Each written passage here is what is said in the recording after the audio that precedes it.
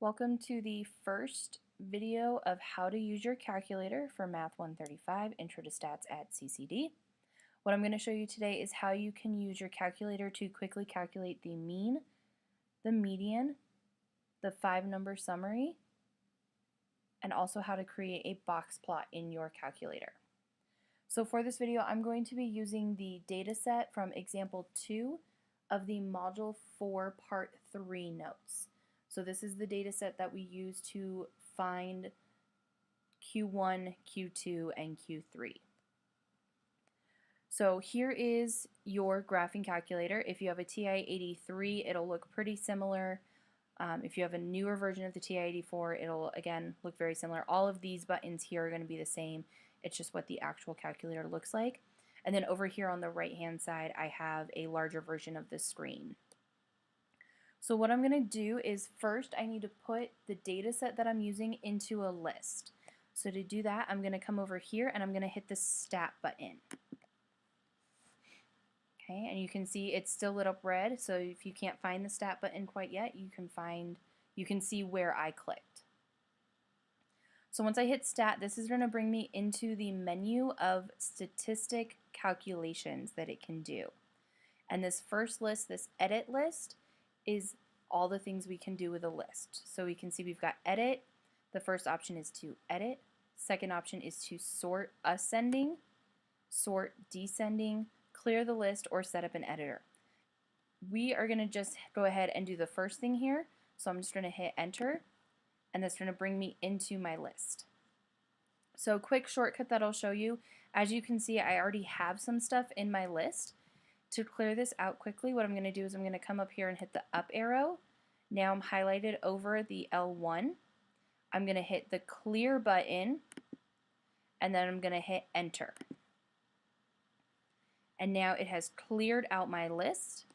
What you want to be careful is you don't want to delete a list. So let me scroll over to a list I'm not really going to be using, to list 5. So if I come up here and I highlight over the L5 and I hit this delete button, it's not going to clear the list, it's just going to delete it, and you're no longer going to have an L5. So just make sure you're hitting clear and then enter, and you're not hitting this delete button over here. So I'm going to come back to my L1, and I'm just going to go ahead and enter the numbers that I had in my data set. So we had 0, and then I'm going to hit enter in between. And so now we can see on the first line I have the number 0. And then we had 50, enter, 60, 65, 67, 70, 77,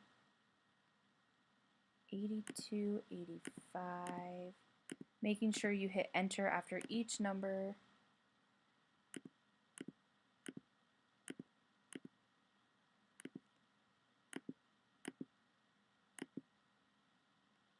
And finally 120. Perfect.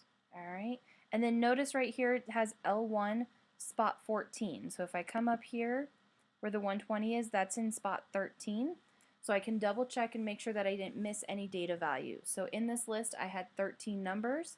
So when I put it into my calculator, I should have 13 numbers. So that's good. I've got all of my numbers in here. So now what I'm going to do is I'm going to hit stat again. So this takes us back to the list of things that we can do with a list. So I've already edited my list. I've already put my list in. So now I'm going to hit the right arrow so that now I'm under calc. So this is the things that we're going to calculate. We're not going to use a lot of these. We're mostly just going to use this first one, and then we'll use a couple of them later this unit. So I want this first one var stat. So it's going to take one variable and it's going to calculate a bunch of statistics for me. So I'm going to hit enter. So there's two things it's going to ask for. It's going to ask for what list is your data in. It's defaulted to list 1 or whatever the previous list was that you put in this menu.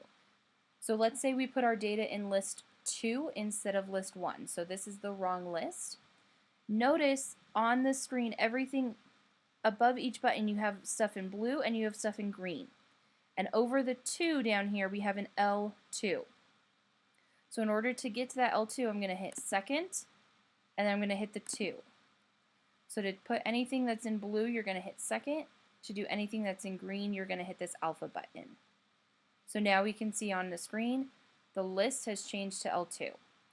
But that's not actually where I put my data. I put it in L1, so I'm going to change this back to L1. So I'm going to hit second, and then above the 1 is an L1, so I'm going to hit the 1. And now I'm going to hit enter. For now, we're going to leave this freak list blank. We will use this later in Unit 2, but for Unit 1, just go ahead and leave it blank. So hit enter again. Now I'm highlighted over calculate, so I want to hit enter to calculate.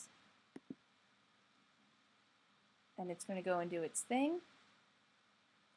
Alright, and now in here we can see everything that we're interested in. So this first result right here, this X bar, well, X bar stands for the sample mean. So this is the mean of this data set. We didn't actually calculate that before, but it's calculated it for us right now. This next row is the sum of all of the data values. So if you just wanted to know what all of the numbers added up was, we aren't really going to use that one very much. This next one is each data value squared and then they sum them up. Again, we're not going to use this very much. These next two are standard deviation values. We're going to look at these a little bit later, so we don't need to look at that quite yet. We have the number of observations, so we had 13 observations. And then down here we have our 5-number summary. So I'm just going to hit the down arrow till I can see the entire summary. So we have our minimum is 0. Our Q1 is 62.5, which does match what we calculated in the notes for Q1. Our median is 77. Again, that matches. Q3 is 90.5. That matches. And the maximum is 120. So this is a quick way that you can go in and calculate your 5-number summary as well as the mean for a data set. You are, of course, allowed to use this on your homework, on your discussion post for next week. You will be allowed to use this on your exams. Anywhere that you can use this, go ahead and use this, okay? Unless a question specifically says to calculate something by hand. Otherwise, use this tool. Okay, so here are some of those calculations. Now I want to get out of this, so I'm just going to hit clear, and it's going to clear it out, and it's going to take me back to the main screen. So the second thing I wanted to show you in this video is how you can use your calculator to draw a box plot. So to draw a box plot, what I want to do is notice up here we have our y equals button, and above that in blue it says stat plot. So these are different statistical plots that we can create. So to do that, I'm going to hit second, and then I'm going to hit y equals, and this is going to bring me into all of the different statistic plots that I can create. So what I want to do is I want to go into this first one and just hit enter. So right now this plot is turned off because it's highlighted over off. I want to turn it on, so I'm going to hit enter. And then I'm going to arrow down, and we have different types of graphs that we can create. We want to create a box plot with outliers marked. So here's a box plot with outliers. This one is a box plot without outliers. Always just go ahead and do this one right here. So I'm going to arrow to the right until my cursor is highlighted over the box plot with outliers. I'm going to hit enter. Perfect. So now it's going to ask me which list is the data in that you want to create a box plot of. So it's in list 1. This frequency, leave it as 1. And then this mark right here, this is how do you want the outliers to be labeled on your box plot. So you can do a little box, you can do a cross, you can do a square, or you can do a little dot. I'm going to go ahead and do the cross for this one. And then do you want for this one, you can do color. Some of the older calculators you can't. So I'm just going to do it in black because that's going to be the easiest to see. And then I'm going to hit enter. So now everything in here has been saved. So now I'm going to quit. So I'm going to hit second mode, and I'm going to quit out of this. So now there's one more thing we need to set up before we can go and look at our box plot, and that's the window. So right here next to the y equals button is a window button. The default is what you see here, but we need a different window. So we're mostly going to be worried about these x values. We're not going to worry about the y values for this. So the x minimum, we need it to be at least as small as our smallest data value. So our smallest data value was 0.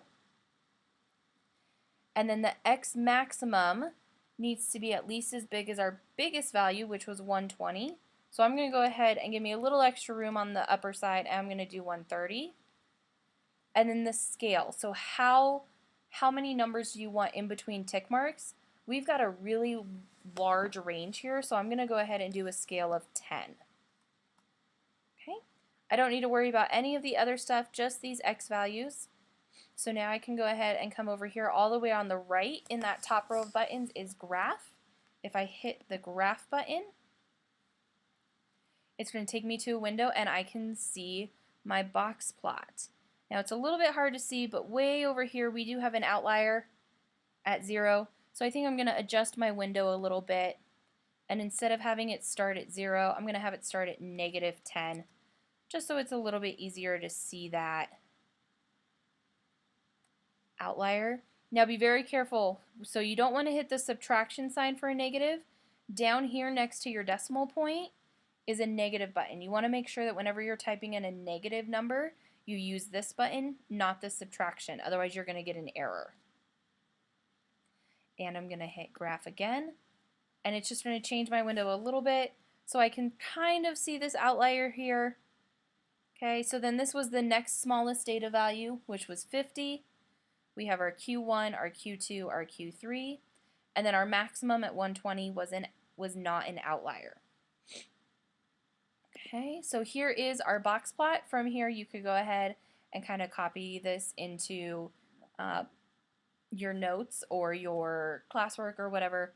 For a test, if I ask you to do a box plot, you will have to do it by hand, but you can kind of use this as like a guide to make sure you didn't mess up anywhere.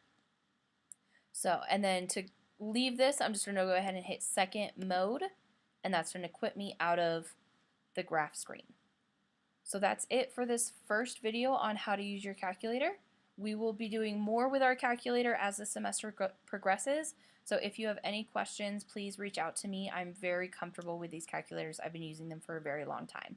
So go ahead and use this on your homework, use it on your discussion post next week, use it for your test, whatever you want to do. But calculators are a requirement for this course, so if you don't have yours yet, make sure you get it. And I will see you